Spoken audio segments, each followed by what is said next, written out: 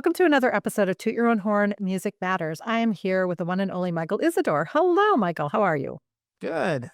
Thank you for having me. I'm very happy to have you. And our audience, as always, is eager to hear your story. How did you choose your instrument? Well, going way, way back, I actually started on violin when I was 9 because my mom is a violinist. And after many years of asking her to play, she finally started to teach me. But I always wanted to play clarinet, which is my dad's influence. So he's actually an oboist, clarinetist, saxophonist. And I had always wanted to also play clarinet. When we moved from the East Coast to Texas, there were no orchestra programs. And when I hit 6th grade, I started playing clarinet. Wow. So did you continue with the violin or did you paused it when the clarinet became part of what you were doing? I paused it because I was just taking lessons, and then it's kind of full circle that I ended up teaching orchestra. So, It is. That's very funny. I can't wait to hear how that all evolved. So you picked the clarinet, and then what happened? well, I decided to go into music. Wasn't sure. Oh, whoa, whoa, whoa, whoa, whoa. But you were like how old when you started the clarinet? Oh, 6th grade. What is Okay. that? About So, 11? was it just a foregone conclusion in 6th grade you were gonna go into music or like what? No, I had a lot of interest. Kind of like if you look me up, I have a bunch of hobbies and I'm always doing things. So I had a lot of interest. I also played euphonium in high school, which is kind of a weird thing, but when it came to marching band, I didn't want to march clarinet. And with your dad as your band director, he said, "Here, learn this." So I learned that, and I played that in marching season and clarinet in the rest of the time. And So your dad was a musician and a band director, and so that was a huge influence on you, obviously. yes, yeah.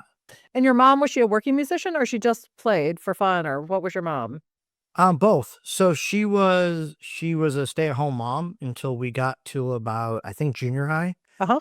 And then I was the youngest, so all the kids are kind of in school, and she started kind of working part-time-ish at a school. And my dad was like, "You should just be an orchestra teacher." And so she started teaching orchestra when I was in junior high and high school. So you had it full on. You were in a musical family without a doubt. Yeah, the joke is that it looked like my parents were split, because my mom would be playing a wedding, and then I would go with my dad. We'd meet at a restaurant and we'd eat dinner. And then my dad would go play a reception, sometimes the same wedding, and then I would leave with my mom. So it was kind of, yeah. That's funny, but they stayed married and they were happy and they were musicians with you, so that's awesome. They are still married, still musicians, and play in the Symphony of the Hills in Kerrville, Texas. Oh, that's awesome. So was it kind of a foregone conclusion because you came from this family that you too would go into music, or were they asking you about your other interests, or was there no pressure, or what was that all about in your family? There was no pressure, none whatsoever. And so, as I said, I was split and not really sure what I wanted to do. And I looked at culinary and architecture, and people won't believe this, but possible military officer training was in there, and kind of looked at all of those. But I still always had a love of music, so I wanted to go into music. So what is it that made you decide that music was for you with all these other interests?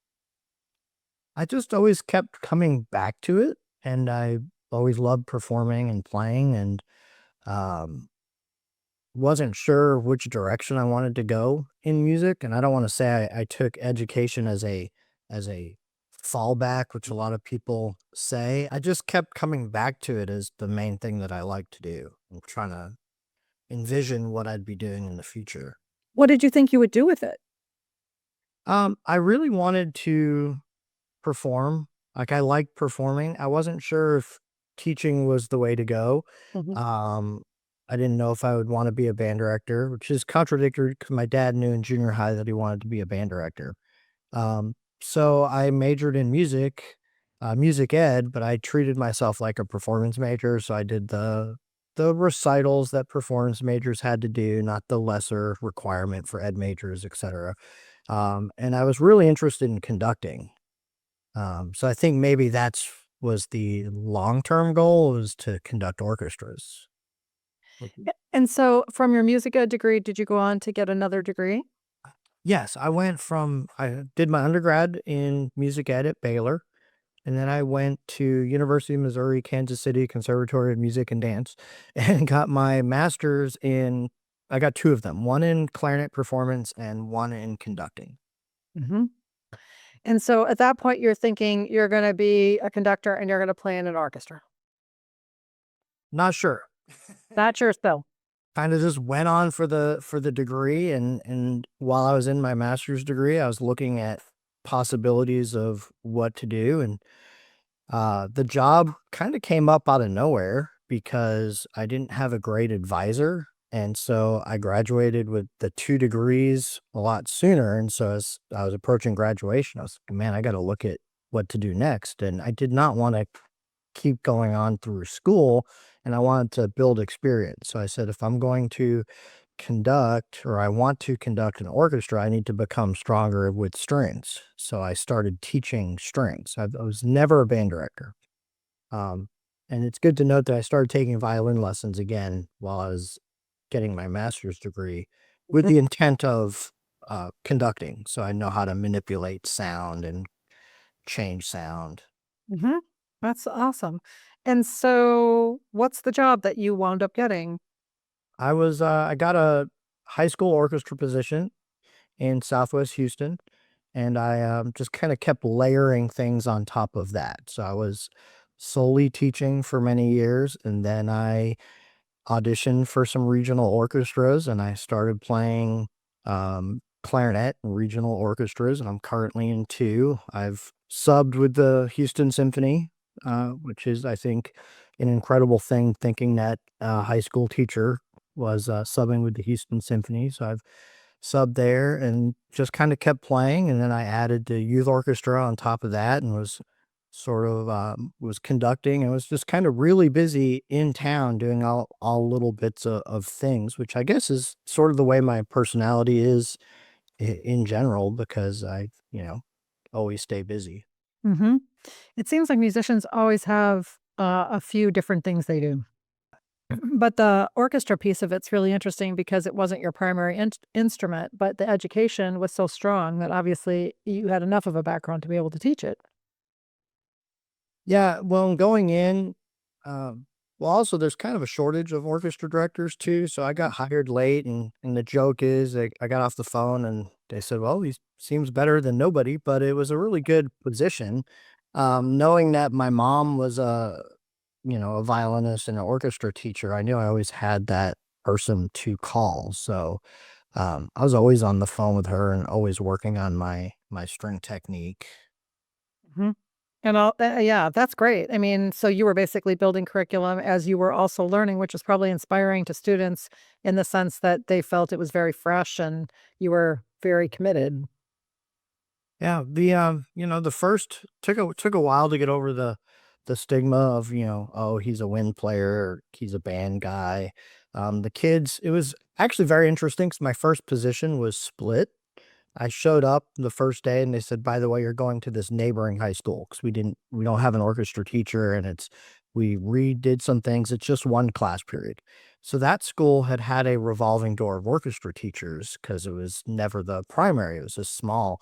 But those kids, I treated them the same. Those students latched on to the attention I was giving them. And the students back at my main school were maybe upset that they lost their director that they had for, I think it was 8 years, and, then this guy comes in, and so I had 2 different, experiences with students, but I also had 2 different mentors. I had one the band directors at both schools were, wonderful, Mhm. and so I had lots of help, and that school that I didn't anticipate getting was the real blessing because they treated me so wonderful. It was such a great, balance to what I received at the other school.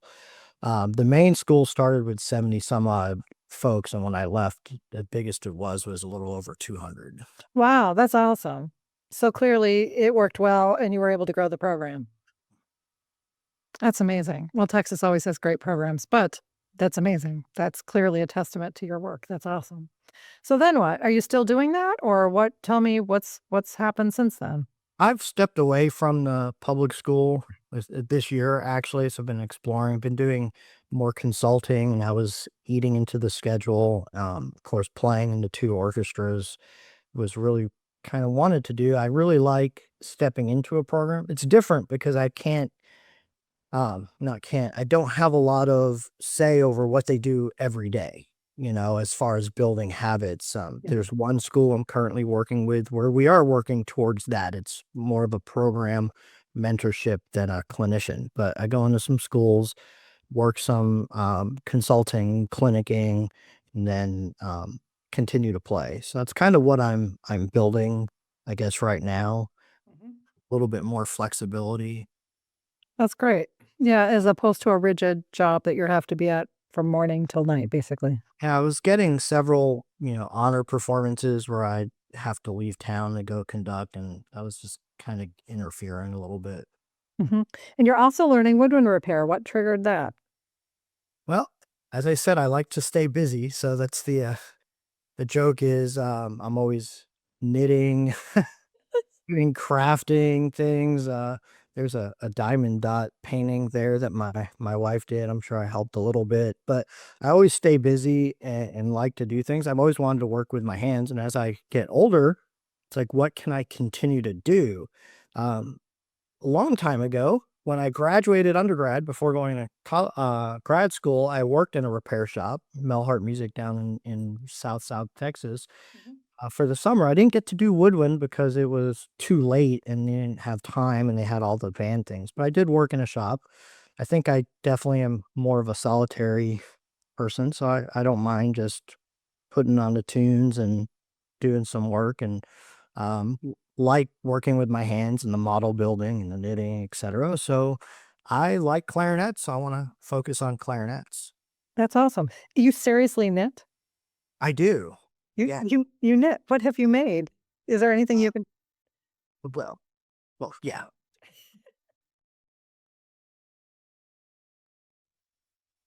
Kind of weird that they're just sitting on the table, but we did have a cold front, so I pulled that. This is Wow, that's beautiful. it's a Malabrigo Caracol, super chunky, very warm. But this one is a work in progress. It's almost done, but it's for a friend of mine, so hopefully it'll be done before she sees the podcast. But That's beautiful too. yeah, so it's a big triangle shawl with three different color alpaca yarns that she got from a farm and wanted to have a scarf made. Can I ask how you started knitting? Very similar to how I started the repair class. I walked into the yarn store that was in Sugarland and I said, I want to make a scarf. And they said, knit or crochet. And I said, I don't know. And they said, we like knitting. So they taught me how to knit. Seriously. Hmm. And so do you get stitch advice from them or do they help you with things or do you know everything now? Unfortunately, they closed down. Stitch advice is hard to come by. So fixing problems is hard. Um, YouTube, there's a lot of things. Uh, in the knitting store, I would never shy it away. It's like, oh, I want to do this. But then I just start working on that project. So I think they liked that kind of dive in mentality because I see a lot of folks in the knitting community that are timid to try something new, which kind of parallels music so wonderfully. But um, you just got to dive into it. And Yeah. I found it therapeutic. This is kind of weird, but you'll make a mistake, but you won't notice it for several rows down. So you have two choices: either rip it apart and then, or you have to learn to live with mistakes. So I think that's the therapeutic thing from our perfectionist musician mindset. Yeah, that's really cool. Does anyone else in your family knit? No. So you really just found it all by yourself. That's really cool. That's a very, very cool thing. Have you gotten any of your guy friends to knit?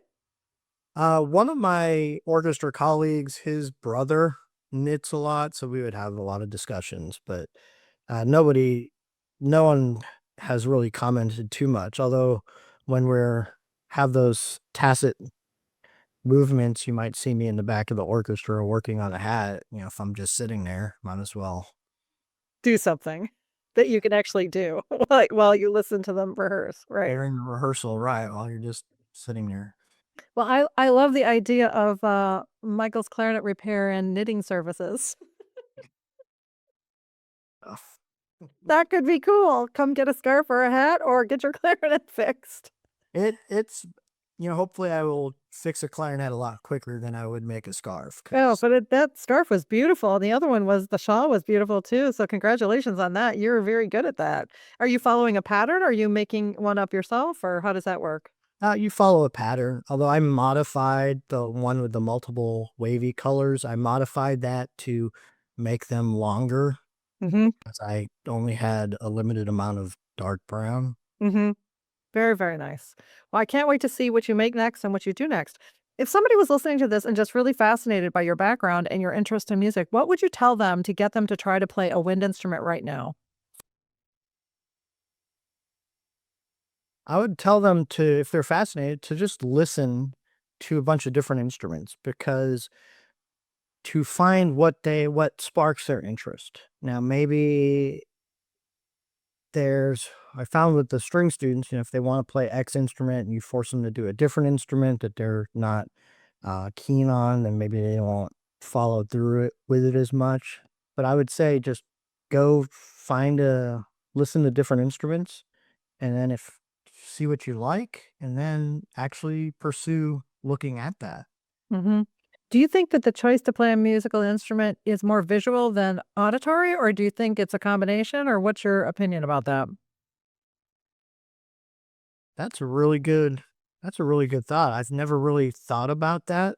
I think probably I'm gonna jump to my string background here because it's awesome seeing folks choose the viola from the violin. Mhm. Oh, no offense, viola's a bigger violin, Mhm. but people who end up moving to the viola like the sound. They like the color and the darkness, and it serves a completely different purpose in the orchestra and often maybe different personalities. But everybody who ends up moving towards the viola just falls in love with the tone and the sound quality.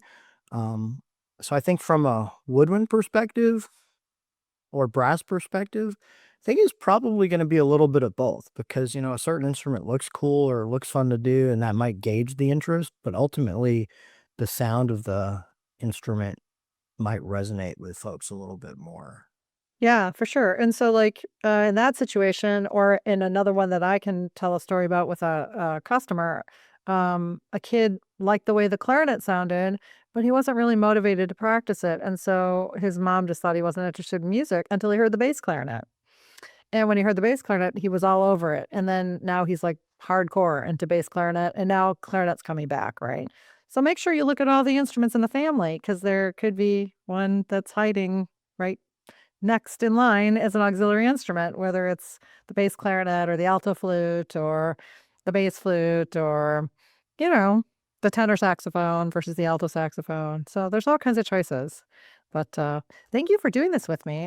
Your story is I'm always amazed by musicians who have strong family members because it seems like that are in music because it seems like such a natural fit, and so many of them easily become musicians. And I think that that's not as common as you would think. Like, I have interviewed a whole bunch of people so far, and there's not many of you that fall right into that. A lot of you are more, nobody played, or my mom played a little, or my aunt played, but nobody was really committed and they were the only one. So it's very cool that you were comfortable to follow your parents' footsteps. That's very, very cool because kids can be very rebellious.